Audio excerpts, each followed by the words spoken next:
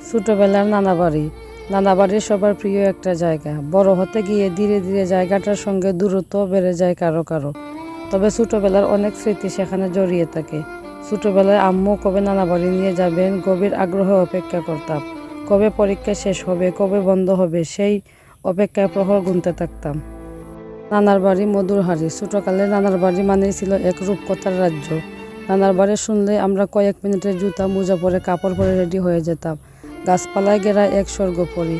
কত কিছু যে পেতাম হাত বাড়াইলেই। অনেক পেয়ারা গাছ ছিল, পেয়ারা গাছে চড়ে পেয়ারা খেতাম।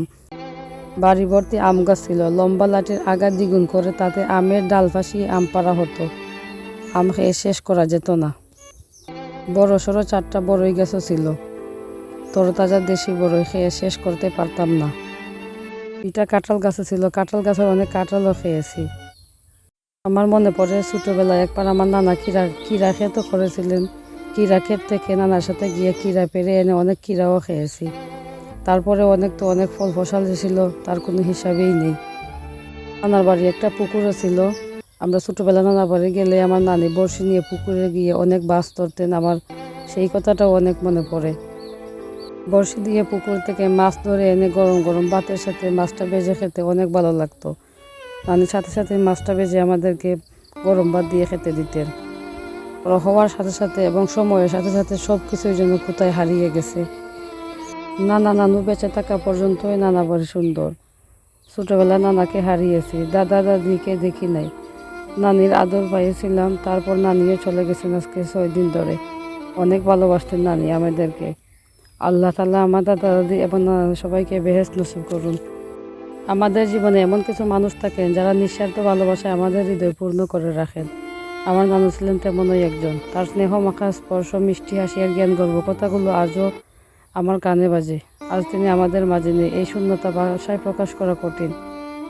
আমার প্রিয় নানুর প্রতি গভীর শ্রদ্ধা এবং ভালোবাসা জানাচ্ছি এবং বিদেহী আত্মার মাগফিরাত কামনা করছি। নানু অসুস্থ হয়ে প্রায় 1 সপ্তাহে উনি বেডে ছিলেন।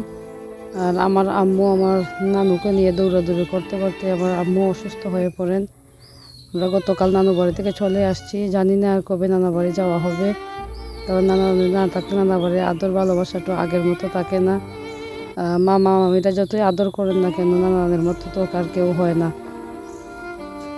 মায়ের পরে যদি সবথেকে কেউ বেশি ভালোবেসে থাকে সে হচ্ছে নানি। আর নানি দুনিয়া থেকে চিরবিদায় নিয়ে চলে গেছেন। মাগফিরাতের জন্য সকলের কাছে দোয়া চাই। তো নানু বাড়ি থেকে আসার সময় আম্মুকে নিয়ে ডাক্তারের কাছে গিয়েছিলাম। ডাক্তার 2টা পরীক্ষা দিয়েছে। পরীক্ষা করিয়ে ঔষধ নিয়ে তারপর আম্মুকে নিয়ে বাড়িতে আসলাম। নানা বাড়ি থেকে আসার সময় আম্মু অনেক কান্নাকাটি করেছেন। মা তো মাই, মায়ের সাথে তো কারো তুলনা হয় না। আর ভাই এক বোনের মধ্যে আমার আম্মুই ছিলেন একা। আমার নানির অনেক আদরের। আজকে ভিউয়ার্স, আজকে এই পর্যন্ত। দেখা হবে নতুন কোনো ভিডিওতে। সবাই ভালো থাকবেন। সবাই আমার নানার জন্য দোয়া করবেন। আল্লাহ হাফিজ।